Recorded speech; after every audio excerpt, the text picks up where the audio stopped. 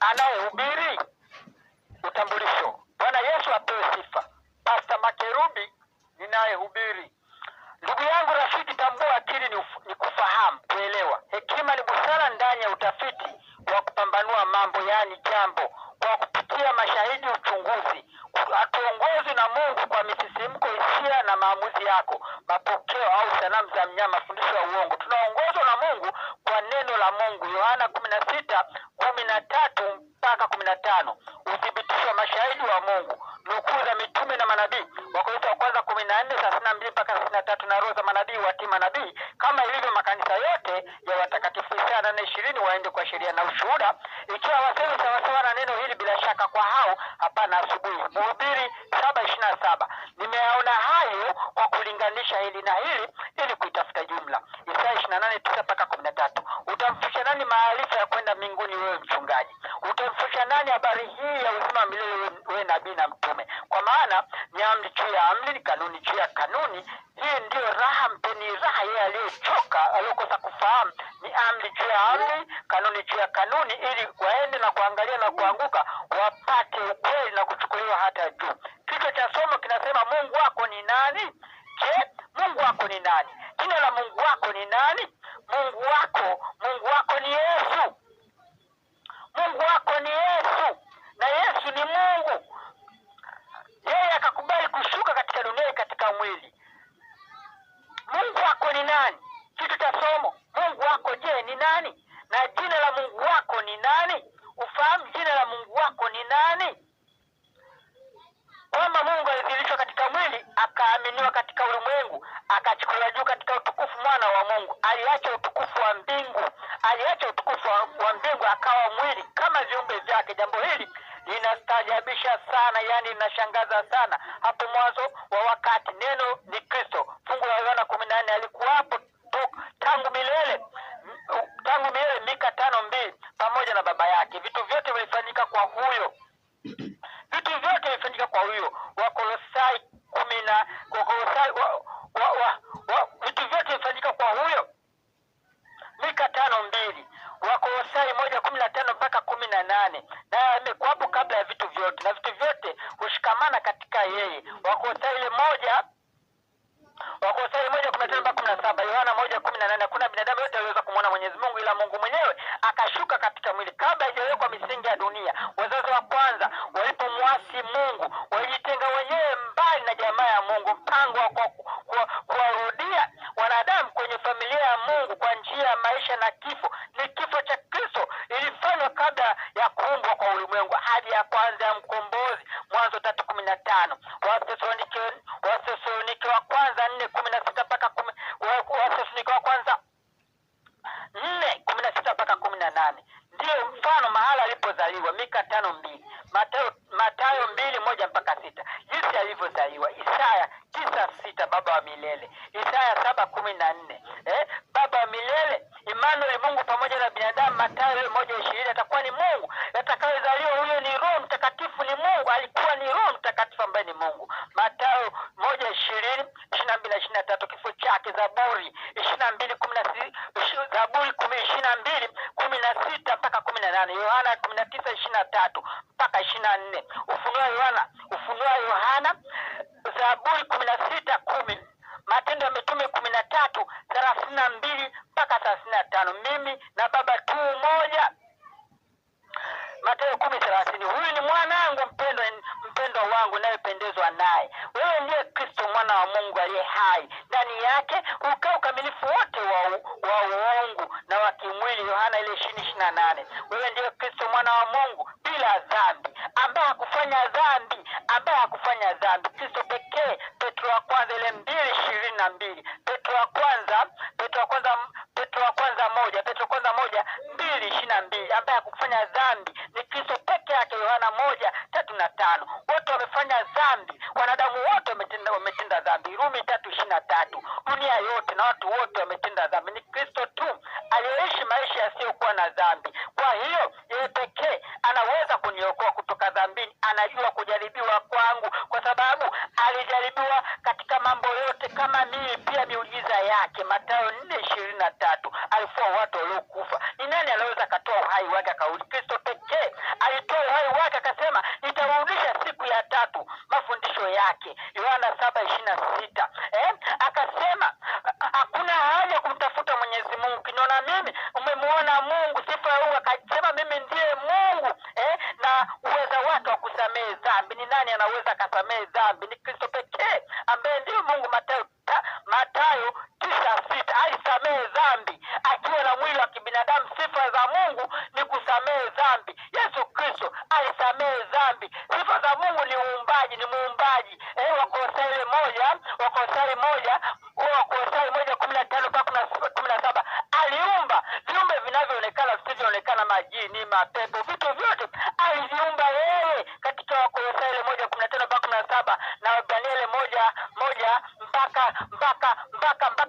Akasema hakuna binadamu yote anaweza kumuona Mungu, na akasema kwamba ni nani aliyesema kwamba huyu ataitwa baba au huyu ataitwa mwana? Ni mpango wa Mungu katika ile kitabu cha Danieli 1:1-7. Ni picha akatoa picha ya kuja kwa makerubi. Mnanisikia kwenye mitandao, mnanisikia kwenye ile wanaongea sasa hivi, hiyo ni sauti, lakini pia kuna picha itakuja hapo kwenye mitandao, mtaniona live. Lakini kuna makerubi mwenyewe original utakayemuona kuonyesha uungu wake katika ile Wafilipi 2:5 Wafilipi 2:5-8.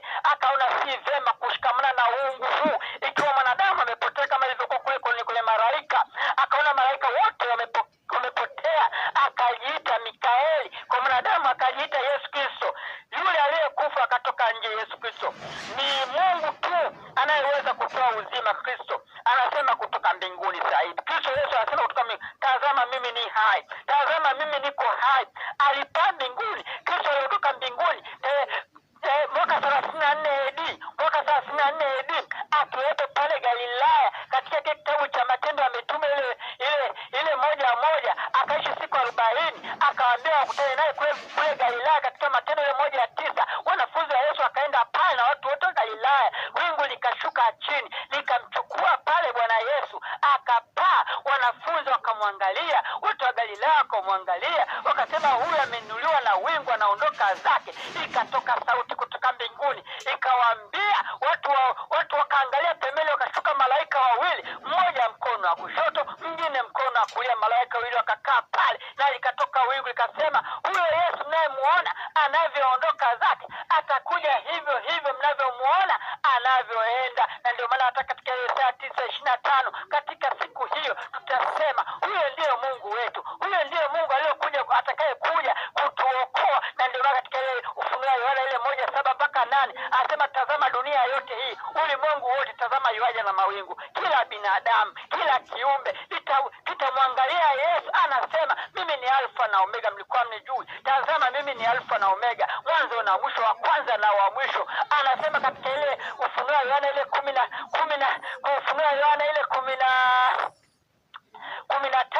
anasema Mwenyezi Mungu atashuka kama neno, ataitwa Bwana wa mabwana. Anasema yupo mkono wa kuume wa Mungu, akapaa. Ni mtetezi wetu katika waraka wa kwanza 1:2-1 wewe wana wa Mungu, yeye ni kiumbe kipya. Watu waliobadilika wanashuhudia kwamba Kristo ni mwana wa Mungu, mwokozi wa ulimwengu. Atayabadilisha maisha yangu kama nikimuomba. Anasema Mungu wako ni Yesu. Anasema akaekeza waraka wa kwanza Yohana 4:1-3. Kila roho ikilio Yesu amekuja katika mwili yatokana na Mungu. Wewe kama ni binadamu katika dunia hii, anasema mpinga Kristo ni nani? Anayemkataa huyu Yesu ni nani? Nani anakataa Mungu? Yule ambaye binadamu yeyote, kiumbe chochote kitakachosema eti Mungu hakuja katika mwili, huyo ni mpinga Kristo, huyo ni shetani, huyo ni ibilisi. Utamjuaje kama huyu ni mtu wa Mungu? Utamjuaje? Anasema Mungu alikuja katika mwili, mwanadamu aliyekuwa Mungu. Mungu Yesu Kristo alikuja katika mwili. Hiyo ni sauti inayotokana na Mungu katika waraka wa kwanza wa Yohana ile 4:1-3. Anasema Wakolosai 1:15-17, neno kwako kabla ya vitu vyote, na mzaliwa wa kwanza wa viumbe vyote. Katika yeye Yesu vitu vyote viliumbwa. Timotheo wa kwanza 3:16, siri ya utauwa, siri ya watakatifu wanaomjua Mungu, siri ya kina makerubi, siri ya mitume na manabii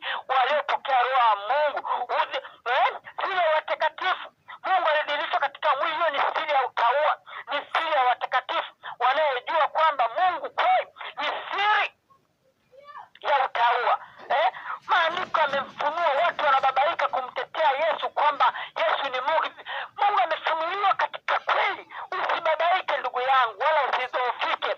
Tambua naongea kwa kujiamini. Shangaa kuna wachungaji wa leo, mitume wa leo, watu wa leo wanashangaa kumtetea Yesu kwamba ni Mungu, anaogopa. Usiogope rafiki, ndugu. Mungu amekushuhudia kwenye kweli yake kwamba roho yoyote, binadamu yoyote, kiumbe chochote kitakachosema Mungu ni Mungu amekuja katika mwili, hiyo ni roho inayotokana na Mungu. Timotheo 3:16 akasema hiyo ni siri ya watu ambao wanamjua Mungu. Efeso 4:5 mpaka 11. Bwana mmoja, Kristo alipaa juu akawapa wanadamu vipawa. Alitoa mitume, manabii, wainjilisti, wachungaji na walimu. Huyo Yesu ndiye aliyetoa mitume, akatoa manabii, akatoa wainjilisti, wachungaji na walimu. Ni Waefeso 4:5 mpaka 11. Bwana mmoja, hatuwezi kuwa na mabwana wengi. Bwana Yesu Kristo, kila goti itapigwa kwa jina lake. Bwana Yesu, kila goti lipigwe. Wafilipi 2:5 mpaka 8. Mwanzo alikuwa ni Mungu, akaona na mfano wa Mungu, akaona kwamba haina maana mimi nikishikamana na nguvu, akashuka hata chini, akanyenyekea hata maiti, akafa msalabani kwa ajili ya ukombozi wa mwanadamu. Yohana 14:7 mpaka 10.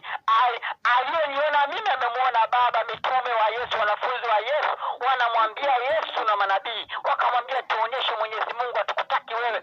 Akawaambia aliyeniona mimi amemwona Mungu. Mitume wote walikuwa wakielekeza watu wamtazame Mungu, lakini Yesu alipokuja akasema wamtazame yeye, wamwangalie yeye. Yeye ndiye njia, kweli na uzima. Yeyote atakayemwamini Yesu atapata uzima wa milele. Kwenye kiti cha enzi atakikalia Yesu mwenyewe. Leo tukitazama kiti cha enzi katika Ufunuo wa Yohana 22 anasema ni mwana kondoo ataketi katika kiti cha enzi. Tunamuona Yesu, mwanadamu aliyekuwa Mungu. Anasema wanafunzi wa Yesu katika Yohana 14:7 mpaka 10, Yohana 8:53 mpaka 58. Yesu akawaambia, amin ninawaambia, Wayahudi wote nawaambieni, yeye Ibrahimu asijakuwako, mimi niko. Wayahudi namuuliza Yesu, wewe hujapata hata miaka 50, umemuona wapi Yesu?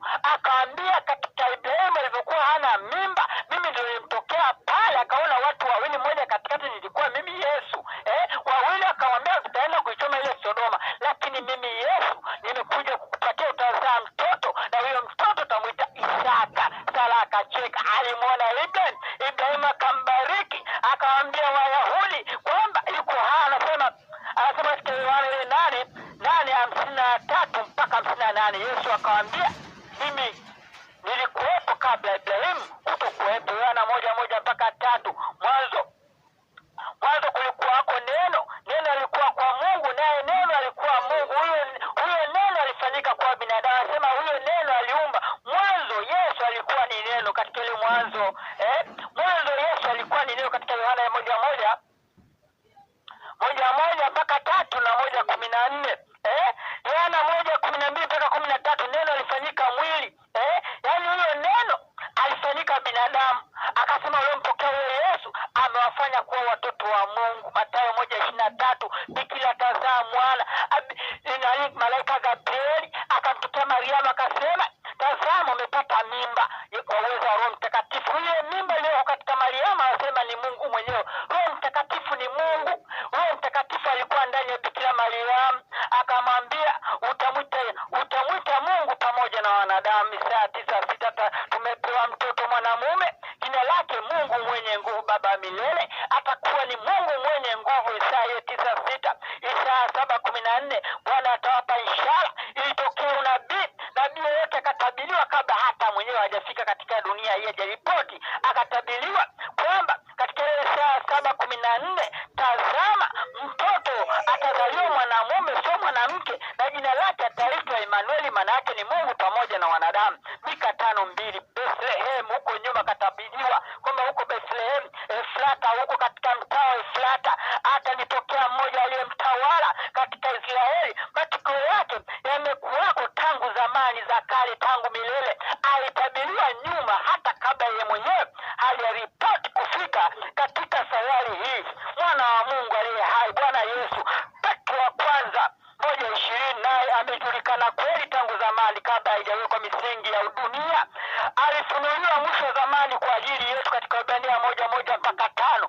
Akafunulia zamani zile Mungu alisema na mababa zetu. Mwisho wa siku hizi amesema na sisi katika mwili.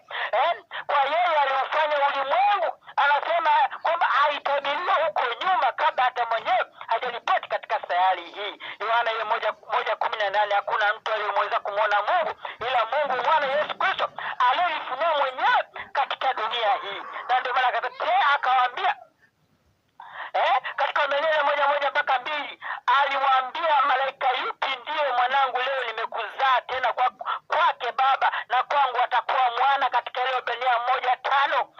Ni mpango wa ukombozi, Mithali 8:22. Bwana alikuwa nami katika mwanzo wa njia yake kabla ya matendo yake ya kale, na alifunuliwa toka zamani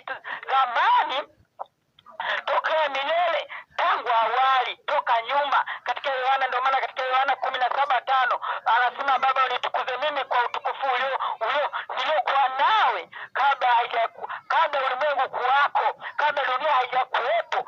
Alikuwepo huko nyuma. Kumbukumbu la Torati 18:15-22. Anasema atakuja mtoto huyu, atakuwa ni Mungu pamoja na binadamu. Na ndio maana katika Wakorintho wa kwanza 15:48, Wakorintho wa kwanza 15:48-49, mtu wa kwanza atoka katika nchi, ni wa udongo. Mtu wa pili atoka mbinguni, Yesu Kristo atoka mbinguni, tutafanana naye. Anasema katika siku hiyo atakapokuja Bwana Yesu, tutafanana na Yesu. Adamu atafanana na Yesu, makerubi atafanana na Yesu, mitume na manabii watafanana na Yesu, tutafanana naye. Zaburi 101:1-3, iweni kwamba Bwana ndiye Mungu, ndiye aliyetuumba, aliitwa Bwana, watu wakamwita Bwana. Sifa za Bwana ni Mungu. Asema Bwana ndiye Mungu, jueni kwamba Bwana ndiye Mungu. Ufunuo 1:7-8. Dunia yote hii anasema, tazama yuaje na mawingu, kila binadamu atamwona. Yesu anajitambulisha, mlikuwa mnijui, mimi ni Alfa na Omega, mwanzo na mwisho, Mungu niliyoko na niliyekuwako na atakayekuja, mwenye enzi yote. Ufunuo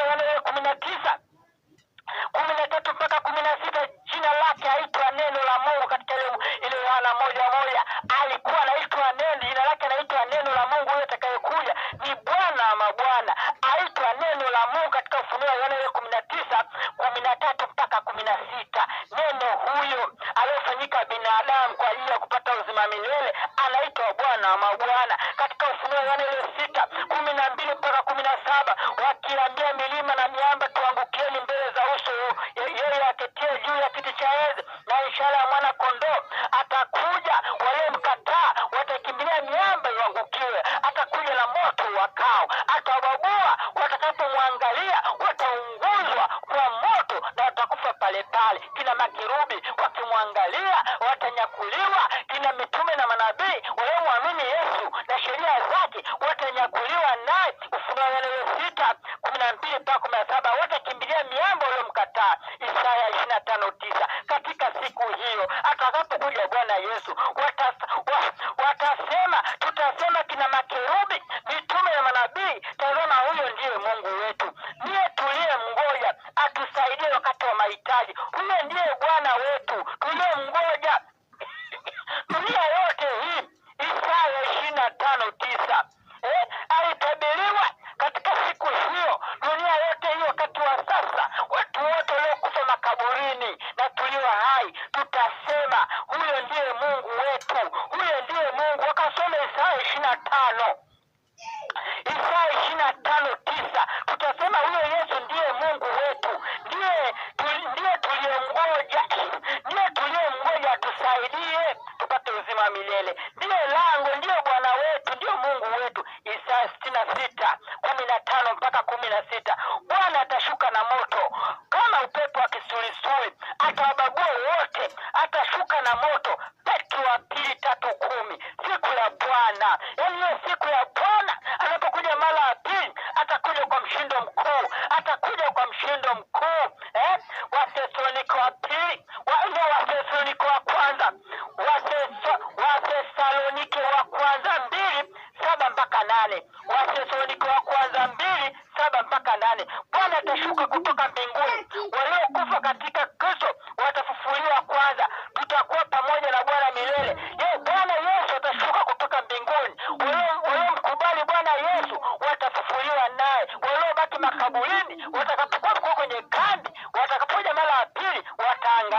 Anasema Wathesalonike wa pili ile 2:7-8, hapo atakapofunuliwa yule asi. Angalia Wathesalonike, Wathesalonike wa kwanza 2:7-8. Bwana atashuka kutoka mbinguni, Yesu Kristo. Waliokufa katika Kristo watafufuliwa kwanza, tutakuwa pamoja na Bwana milele. Angalia pia Wathesalonike wa pili 2:7-8.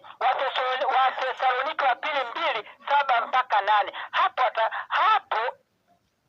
atafunuliwa yule asi. Bwana Yesu atamua kwa pumzi ya kinywa chake. Yesu anapokuja mara ya pili atafunuliwa yule shetani. Bwana Yesu atamua ibilisi kwa pumzi, atatoa moto katika kinywa chake, atatoa moto. Yeye ni muumbaji, akisema kila kitu kinakuwa. Akaumba dunia hii kwa kusema, akaumba. Atatoa moto katika kinywa chake, atabaguliwa yule asi aliyelanganya dunia hii. Ufunuo Yohana 22:12-13. Tazama naja upesi. Bwana Yesu anasema tazama naja upesi, kumlipa kila mtu kama kazi yake ilivyo. Mimi ni Alfa na Omega, mwanzo na mwisho, wa kwanza na wa mwisho. Yeye ndio wa mwisho. Anasema tazama nakuja upesi, kumlipa kila aliyeshika sheria za Mungu na imani ya Yesu kama kazi yake ilivyo. Hataki pesa yako, hapati gari lako, hataki kitu. Ndio maana akasema kwamba kila mtu akimkosa Yesu katika Wafilipi, kila kitu kwake ni mavi. Akiwa na gari ni mavi tu, ukiwa na pesa ni mavi tu. Kama una Yesu ni hasara kubwa.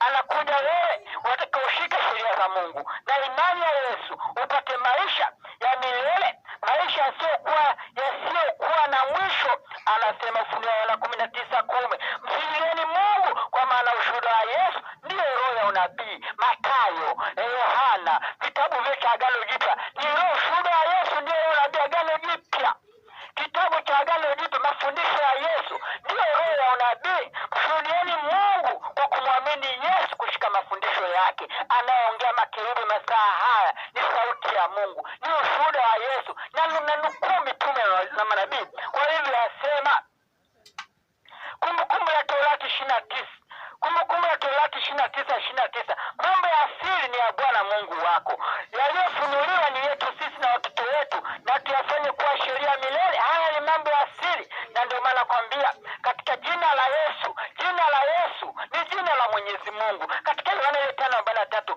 mimi nimekuja kwa jina la Baba yangu. Yesu anasema mimi Yesu nimekuja kwa jina la Baba. Baba ni Mungu, Baba sio jina. Mungu sio jina, jina lake anaitwa Yesu. Katika Yohana 17:6, 17:12, 17:26, mimi niliwalinda kwa jina lako ulilonipa, niliwayulisha jina lako.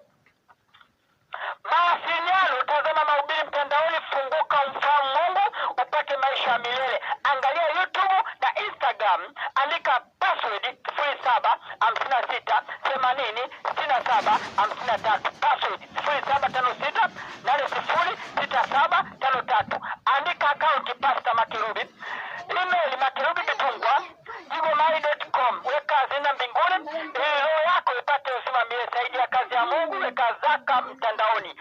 M-Pesa 0756806753. Jina Vitus Makerubi. Sauti ya Mungu ndio inayosema katika Marko 10:29-30. Timotheo wa kwanza ile 6:17-19.